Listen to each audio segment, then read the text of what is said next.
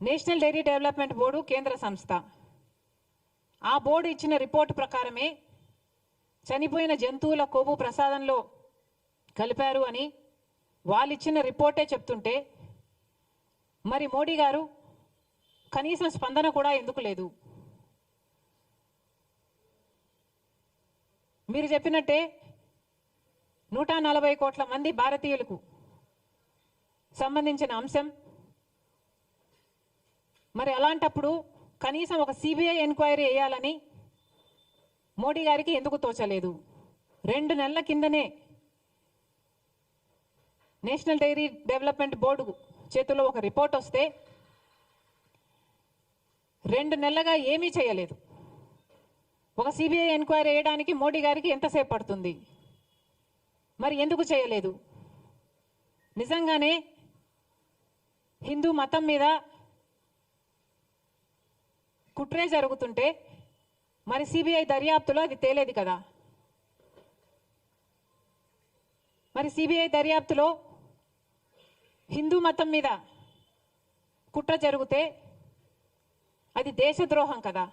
మరి అలాంటప్పుడు ఇంత సీరియస్ ఇష్యూ ఉన్నప్పుడు మోడీ గారు సిబిఐ ఎంక్వైరీ ఎందుకు వేయటం లేదు? చంద్రబాబు గారు కూడా సమాధానం చెప్పాలి. 2 నెలలుగా మీకు తెలుసు, 2 నెలలుగా ఆ రిపోర్టు మీ చేతిలో పెట్టుకొని ఏం చేస్తున్నారు? మీ 100 రోజులు పూర్తి చేసుకున్న సందర్భంలో మీరు అది బయట పెట్టారు అంటే ఏమనుకోవాలి? మీరు సూపర్ 6 అమలు చేయలేదు కాబట్టి ప్రజల దృష్టిని మళ్లించడానికే ఒక హిడెన్ అజెండాతో ఇది ఆ రోజు బయట పెట్టారని స్పష్టంగా అర్థమైపోవటం లేదా? చంద్రబాబు గారు సమాధానం చెప్పాలి. 2 నెలల కిందే మీకు తెలిస్తే మరి ప్రజలకు ఎందుకు చెప్పలేదు? ఎందుకు సిట్టు అప్పుడే ఎందుకు వేయలేదు? ఇప్పుడు చంద్రబాబు గారు సిట్టు వేస్తున్నారు. ఈ సిట్టేదో 2 నెలలు ముందే వేస్తుండొచ్చు కదా? ఇంత రచ్చ జరిగాక ఇప్పుడు సిట్టు వేశారు చంద్రబాబు గారు.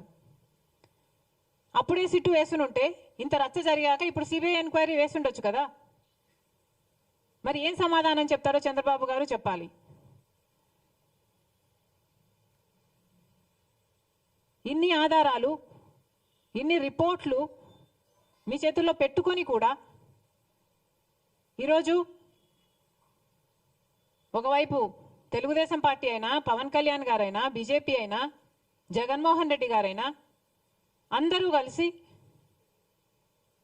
నీచమైన మత రాజకీయాలు చేస్తున్నారు. మొన్నెక్కడో ఒక రాముల వారి రథం తగలబెట్టారని విన్నాం. వీళ్ళు చేస్తున్న ఈ క్రియలకు, వీళ్ళు మాట్లాడుతున్న మాటలకు ఇవి ఎక్కడికి దారి తీస్తాయి అన్న స్పృహ లేకుండా, అన్న ఇంగితమన్నా లేకుండా రెస్పాన్సిబుల్ పొజిషన్స్లో ఉన్న వాళ్ళు మాట్లాడాల్సిన మాటలేనా ఇవి?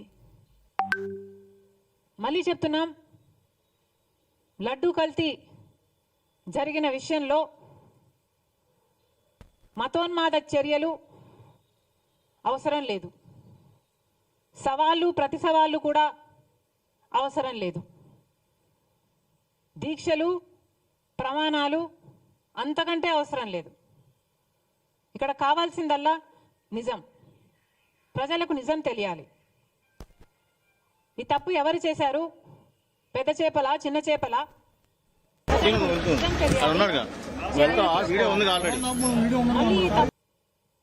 అది మానేసి ఇలా నీచమైన మత రాజకీయాలు చేయడం చాలా దుర్మార్గం. మేము దీనికి వ్యతిరేకం. కాంగ్రెస్ పార్టీ ఒక సెక్యులర్ పార్టీ. కాంగ్రెస్ పార్టీ రాజ్యాంగాన్ని గౌరవించే పార్టీ. కాంగ్రెస్ పార్టీ అన్ని మతాలని గౌరవిస్తుంది, అన్ని కులాలను గౌరవిస్తుంది, అన్ని భాషలను, అన్ని ప్రాంతాలను గౌరవించే పార్టీ కాంగ్రెస్ పార్టీ. మా నాయకుడు రాహుల్ గాంధీ గారు సోదర భావం కోసం, ప్రేమను పెంచడం కోసం కన్యాకుమారి నుంచి కశ్మీర్ వరకు 1000 కిలోమీటర్లు పాదయాత్ర చేసిన వాడు మా నాయకుడు. సవినయంగా హంబ్లీ వి సబ్మిట్ దిస్. కాబట్టి ఇంత నీచమైన రాజకీయాలు చేయడం మేము తట్టుకోలేకపోతున్నాం. కానీ ఎన్నిసార్లు అడిగినా అటు మోడీ గారు కానీ, ఇటు చంద్రబాబు గారు కానీ సిబిఐ ఎంక్వైరీ వేయటం లేదు. కాబట్టి మేము కాంగ్రెస్ పార్టీ ఈరోజు సుప్రీంకోర్టు చీఫ్ జస్టిస్ గారికి ఒక లేఖ రాయడం జరిగింది.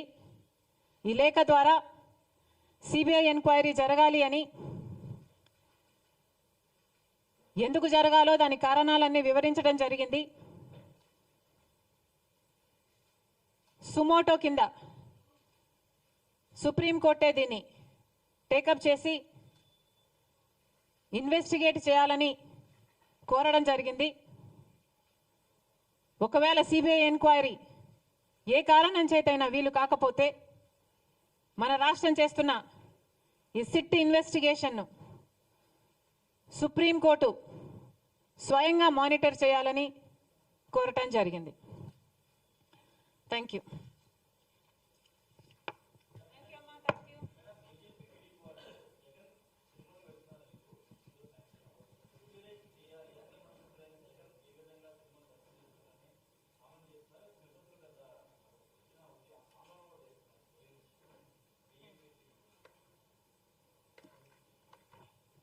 దాని గురించి నేనేం చెప్పాలి, జగన్ గారు చెప్పాలి కదా.